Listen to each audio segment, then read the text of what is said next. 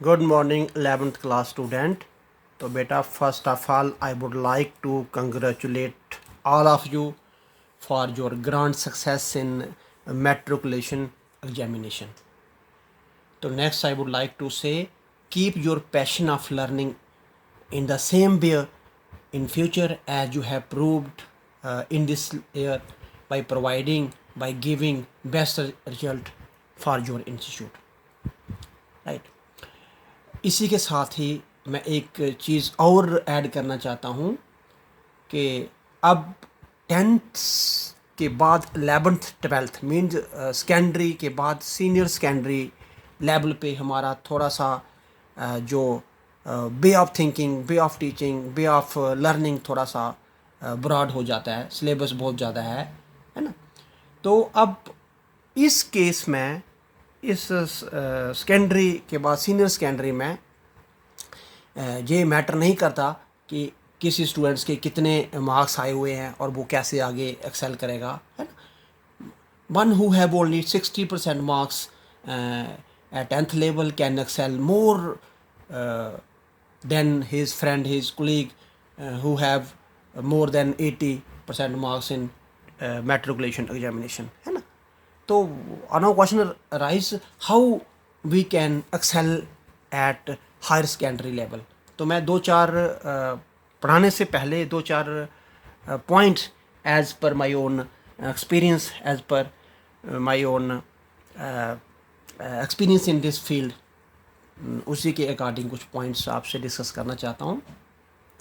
No question rise कि अभी तक जो भी आप 10th लेवल पे पढ़ते हैं डिफरेंट स्कूल्स में या डिफरेंट टीचर्स का डिफरेंट स्टाइल्स होता है ना, बट जहाँ 11th 12th में थोड़ा सा वो आपको पैटर्न चेंज करना पड़ जाएगा। तो अब क्वेश्चन राइज कि किस टेक्निक को पकड़े हम, तो हम टीचिंग में अपना सक्सेस प्रूव कर सकते हैं। तो मैं ये बताता हूँ कि अभी अगर जिन्होंने कैंडिडेट ने भी साइंस सब्जेक्ट लिया हुआ है, और साइंस में अगर मैं फिज़िक्स का टीचर हूँ तो पर्टिकुलर फिज़िक्स की बात करूँगा, तो फिज़िक्स की जो अभी टीचिंग लर्निंग है, तो आप पहले ये सीखिए कि फिज़िक्स जो है आप कैसे पढ़ेंगे, राइट।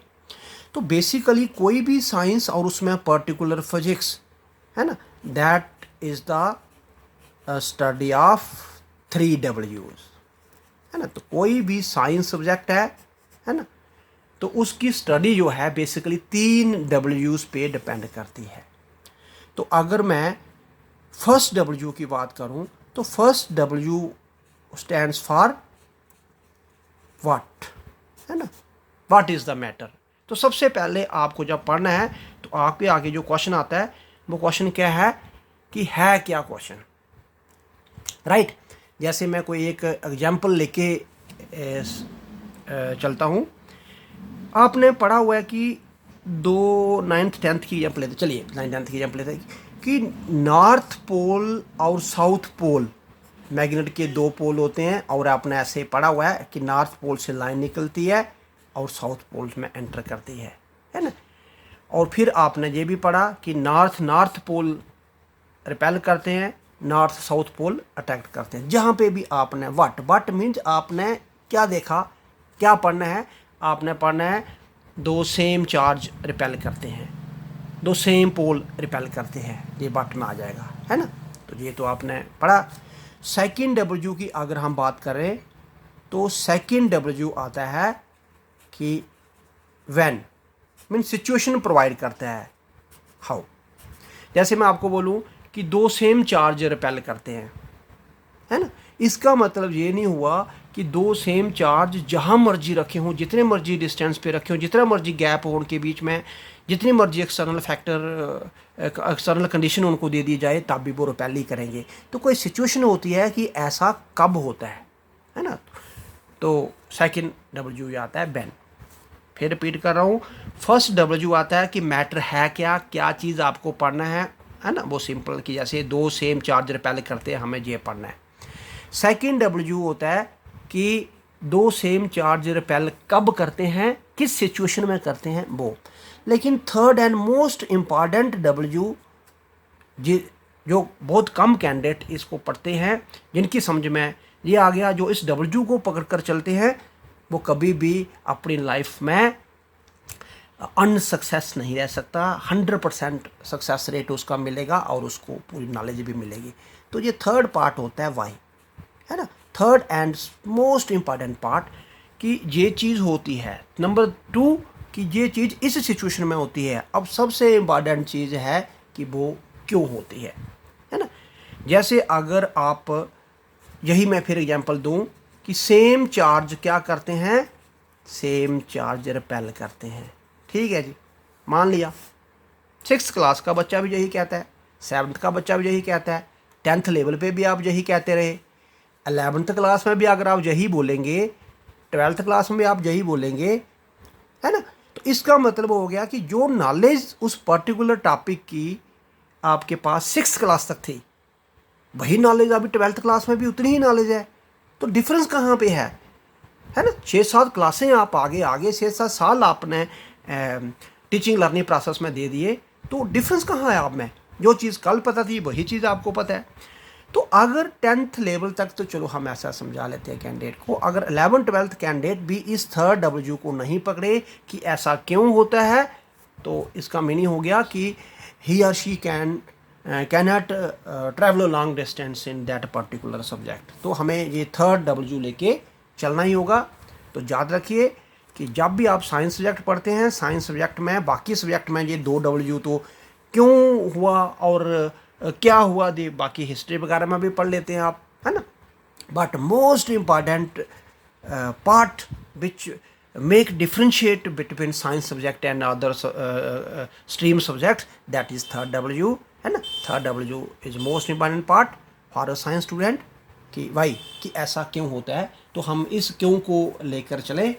तो इस क्यों को लेकर जो कैंडिडेट चलता है, चाहे उसके 60% मार्क्स क्यों नहीं है 10th लेवल पे, वो आगे बहुत अच्छा एक्सेल करता है। और जो इस थर्ड W को लेकर नहीं चलता है, चाहे उसके मार्क्स 80%, मोर देन 80%, इवन की 95% भी क्यों नहीं है, वो इतना एक्सेल नहीं कर पाता आगे हायर क्लासेस में, राइट। तो अगर मैं बात करूं अभी फिजिक्स की, तो फिजिक्स है क्या बेसिकली। तो आप डिफरेंट जब हम ऐसे फिजिकली क्लास में इस क्वेश्चन को पूछते हैं, तो डिफरेंट स्टूडेंट अपने अपने तरीके से डिफरेंट डेफिनेशन देता है ना। तो आपने साइंस सब्जेक्ट में जितने कम वर्ड से, जितने कम सेंटेंस से अगर किसी चीज़ को डिफाइन कर पाएँ, उतना ही वो ज़्यादा है फ्रूटफुल, उतना ही ज़्यादा रिजल्ट देता है आपको। तो बेसिकली फिजिक्स वर्ड जो है हमारे पास कुछ जो हैं ग्रीक वर्ड होते हैं, अभी भी हम फिजिक्स में पढ़ेंगे, उन ग्रीक वर्ड से निकाला गया है ना। तो एक वर्ड है हमारे पास FUSIS, फ्यूसिस। तो इस ग्रीक वर्ड का मीनिंग होता है कि नेचर या नॉलेज ऑफ नेचर, कि नेचर की नॉलेज रखना।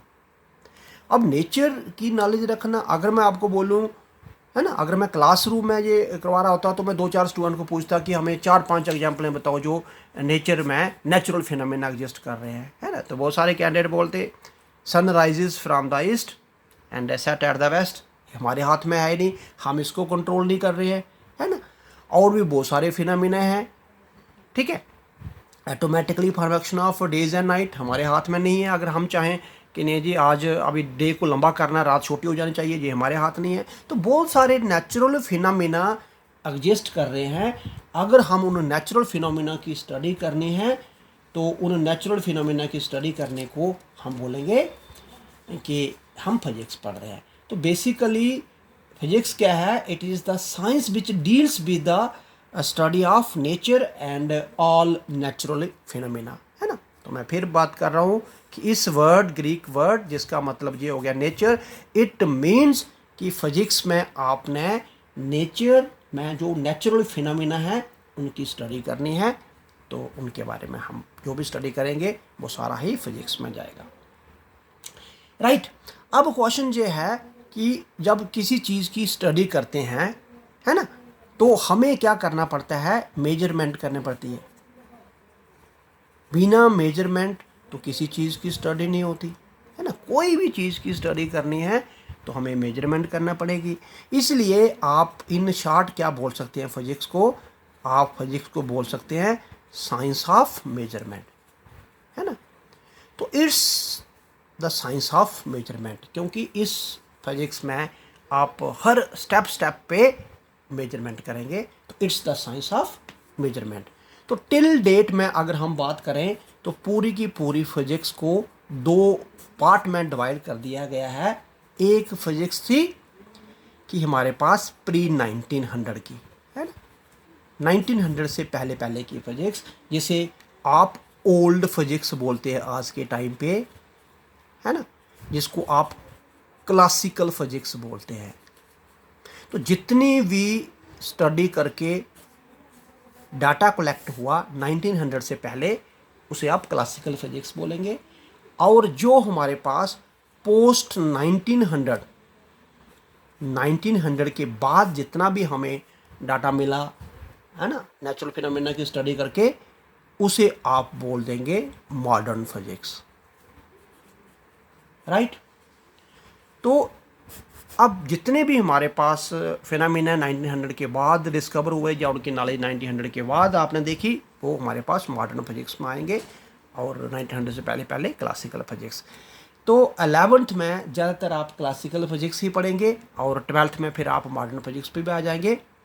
और आप देखेंगे कि जब क्लासिकल फिजिक्स और मॉडर्न फिजिक्स में कहीं कहीं बहुत जगह पे कंट्राडिक्शन भी है ना। क्लासिकल फिजिक्स किसी के बारे में कुछ और बोलती थी, मॉडर्न फिजिक्स उसको गलत करती है, वो कहती है कि ऐसे नहीं होता, ये चीज़ होनी चाहिए। तो मॉडर्न फिजिक्स, अब इसकी भी बहुत सारी डिफरेंट ब्रांचेज हैं। क्लासिकल फिजिक्स के अंडर कौन कौन सी फिजिक्स आती है, और मॉडर्न फिजिक्स के अंडर कौन कौन सी फिजिक्स आएगी, ठीक है। फिलहाल 10-20 मिनट के वीडियो में हम ये चीज़ पूरी नहीं डिटेल में चलेंगे।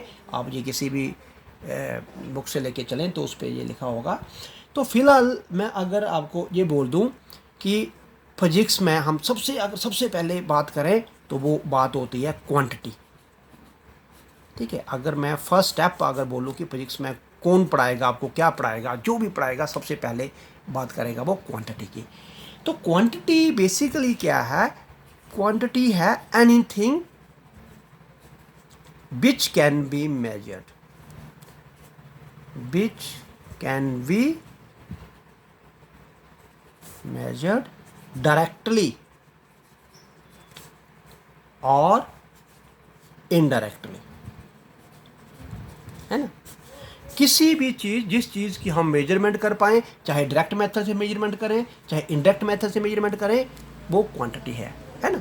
जैसे फॉर एग्जांपल अगर मैं ये 2 पॉइंट लगा देता हूँ, ये मैं बोलता हूँ इनके बीच में गैप कितना है, ठीक है, तो ये तो हम डायरेक्ट मेजरमेंट कर सकते हैं।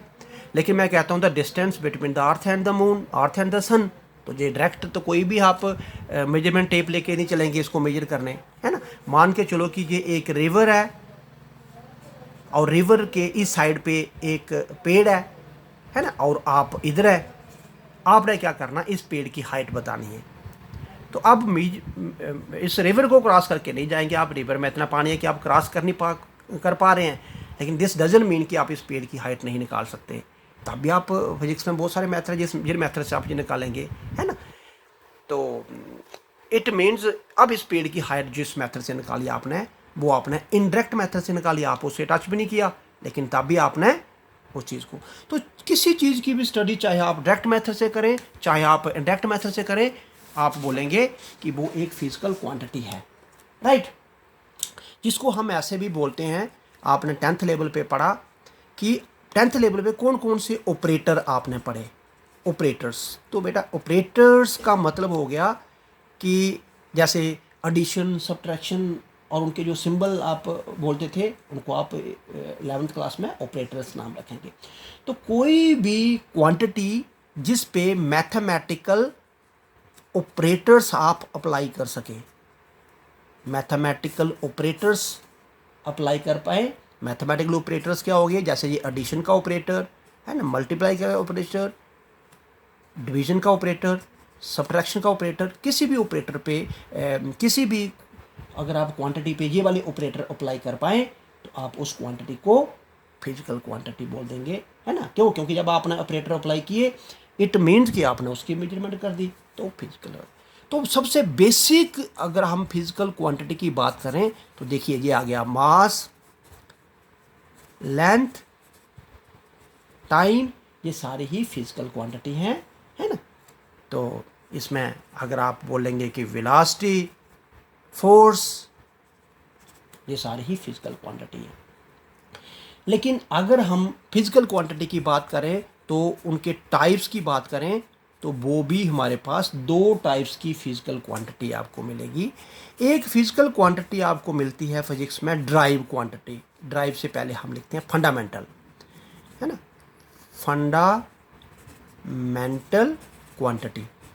और दूसरी फिजिकल क्वांटिटी है ड्राइव क्वांटिटी। तो जितने भी आप 11th 12th और 11th 12th के बाद भी जितने भी क्वांटिटी के साथ डील करेंगे, जहाँ तो वो फंडामेंटल होंगी, जहाँ वो ड्राइव होगी, है ना, इनमें एक डिफरेंस होगा कुछ ना कुछ। कैसे आप डिफ्रेंशिएट कर पाएंगे कि ये फंडामेंटल है या ड्राइव है?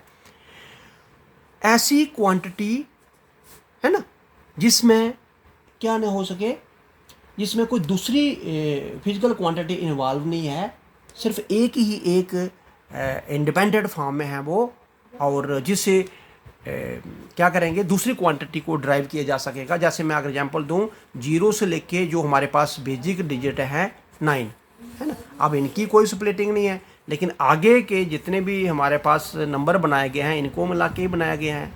या आपने 10th लेवल पे पढ़ा हुआ है एलिमेंट एंड कंपाउंड, है ना, जिसके स्प्लिटिंग नहीं की जा सके। तो जहाँ पे मास, लेंथ, टाइम, ये हमारे पास फंडामेंटल क्वांटिटी हैं। It means these are those quantity which can not be derived from the other quantities, है ना। इट मीन्स ये quantity can not be derived from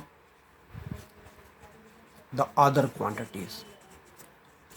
ऐसी क्वांटिटीज जो किसी से ड्राइव नहीं होती, है ना, जो सेल्फ डिपेंडेंट हैं, जिनके अंदर कोई एक से ज़्यादा क्वांटिटी इन्वॉल्व नहीं है, तो उसको बोलते हैं फंडामेंटल क्वांटिटी या बेसिक क्वांटिटी बोल सकते हैं। ड्राइव क्वांटिटी, ऐसी क्वांटिटी जो फंडामेंटल से ड्राइव करेंगे उनको ड्राइव क्वांटिटी बोलते हैं, है ना। जैसे फॉर एग्जांपल मैं आपको बोलूं कि वेलोसिटी, तो वेलोसिटी, अब सिर्फ आपने इतना याद रखना आपके लिए काफ़ी नहीं है कि वेलोसिटी एक ड्राइव क्वांटिटी है। आपको ये समझ के चलना कि वेलोसिटी ड्राइव क्वांटिटी कैसे बन गया। जैसे मैंने अभी 3W की बात की, पहला W आ गया कि क्या पढ़ रहे हैं, वेलोसिटी पढ़ रहे हैं। सेकंड W आ गया कि है क्या, ये एक ड्राइव क्वांटिटी है। अब third and most important W आ गया कि ये ड्राइव क्वांटिटी क्यों है। जब आप वेलोसिटी का फार्मूला देखेंगे तो वेलोसिटी के फार्मूला आपने 10th लेवल पे भी पढ़ा हुआ है, डिस्प्लेसमेंट, है ना, displacement upon time. It means आप वेलोसिटी को तब तक नहीं निकाल सकते जब तक आपको दो फिजिकल क्वांटिटी की नॉलेज ना हो, दो फिजिकल क्वांटिटी का आइडिया ना हो, है ना।